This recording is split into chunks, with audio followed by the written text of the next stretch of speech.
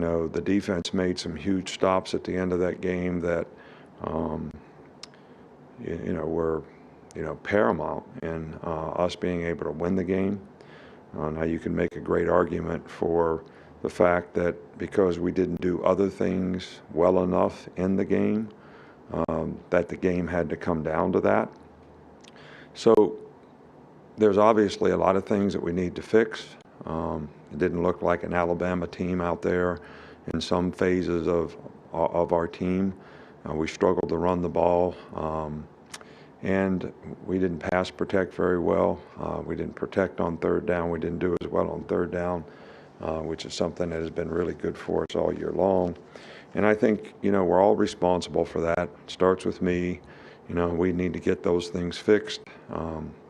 Every coach, every player, including myself, needs to put our players in a position where they have confidence that if they do their job, things are going to work and we're going to have a chance to be successful. So we all need to work hard on, trying to get it right. And we can't tolerate, any less than that. And I think that needs to be the focus for, this game this week is we need to improve as a team. We need to do things better on a more consistent basis and, not put ourselves in the positions that we found ourselves in last week. It's great that Will Anderson, SEC Player of the Week, Defensive Player of the Week, a guy had an outstanding game for us, and he's played extremely well all year and certainly didn't disappoint anybody in this game.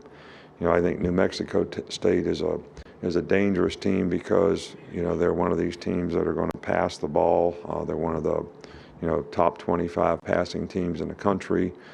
Quarterback's efficient. They got good skill guys. They've got a pretty good runner.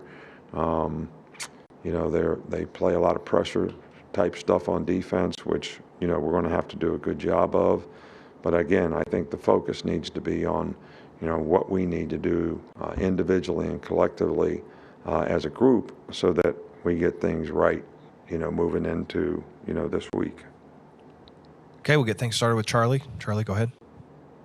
Yeah, hey, Coach. After watching the film, just how would you assess the play of the offensive line, and how much did Darian going out kind of affect the way that unit played?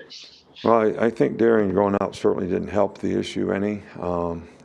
Chris got moved in, new right tackle. Right tackle did pretty well in the game, actually. And, Chris hadn't played center for a while. We had a couple snap issues. And, a couple times he probably, could have executed things a little better. I think he did a good job relative to the reps that he had.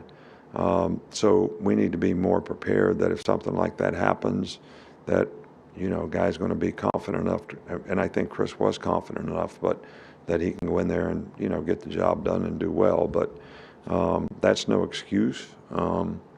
We need to be able to execute, and everybody's got to be able to do their job. We'll go to Mike Rodak.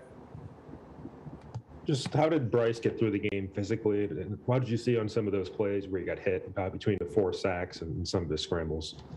Well, we didn't protect. They did some things a little differently than what we had prepared for. We have to do a better job of adjusting in the game, in-game, and so that we have a chance to protect. They played a lot of blitz zero, which means they're playing straight man-to-man in the secondary, so it gives you opportunity to make plays. But the one thing you have to do is you got to be able to protect. And how many guys you send out for a pass really is not the most significant thing in those situations. And, schematically, we're going to have to work on being able to handle those things better because, people copycat. So if you have something that's been an issue for you in the past, you're probably going to see it again. So this is probably something that we'll see again and something that we need to be prepared for. We'll go to Nick Kelly. Do you have any more clarity on Darian's ankle in terms of how serious it is moving forward? He does have a lateral ankle sprain. We don't know. He's day-to-day right now. I don't know what his status will be for this game. It just depends on how he progresses, through this week. We'll go to Michael Casagrande. When you watch offensive line films, what are some of the things you're watching more closely that maybe the common viewer might not be noticing? Well, first of all, we've always had a culture of toughness around here, so I'm always looking for, how physical we playing, how tough are we playing, how we finishing plays, how we protecting our skill guys, as well as, the technical aspects. Are we doing things technically right? Footwork, hand placement, targets, those type of things. And those are all things that we need to improve on. We will go to Stephen Smith. Stephen, go ahead. Coach, you've always talked about playing winning football, but with this team and so many different personalities, how do you decipher which guys can take that tough coaching and which guys that you have to do a little bit of a different coaching style to get them to play that winning football? Yeah, well, I think, most guys that are out there playing on our team that are getting significant playing time. They're competing, they're working hard, they want to do well. They want to do well probably better than I want them to do well, or their coach wants them to do well, or the fans want them to do well. So it's not a matter of wanting to.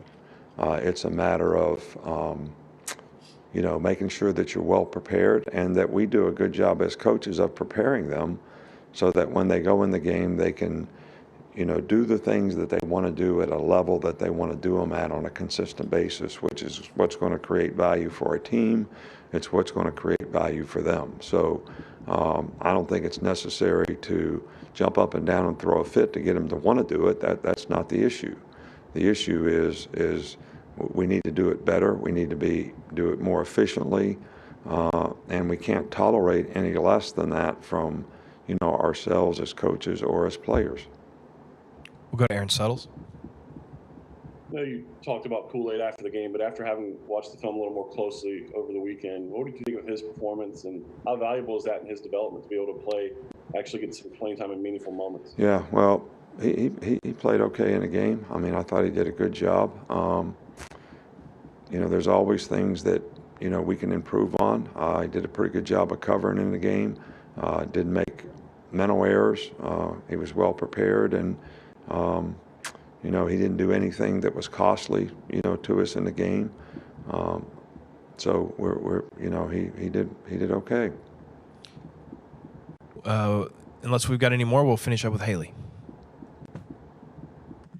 Coach, taking a break from conference play, how does that affect the team at all, or does it affect the team? Well, I hope it doesn't affect the team. I think that, your opponent should be faceless in terms of what you want to try to accomplish and what you want to try to do in terms of individually improving and getting better, and individually and collectively as a team getting better. And I think we certainly need to do that. And we're not where we want to be. So it shouldn't be like we're going to have some, this is a good break for us to not go try to improve and continue to be the best, players that we can be, the best team that we can be. This is takes a lot of maturity to be able to do that. If you're motivated by external factors, then maybe it's even more difficult to do. But that's something I'm hopeful that our team will show enough maturity to be able to go out and do the things we need to do to play better. Okay, we're going to finish up with Tony. Hey, Nick, you talked about Darian Dalcourt's status. What's the latest on Jalen Armour-Davis with his ribs? He's fine. He'll be okay. So he should be able to practice, walk through today and practice tomorrow. All right, Coach. Thanks for your time. All right. Thank you.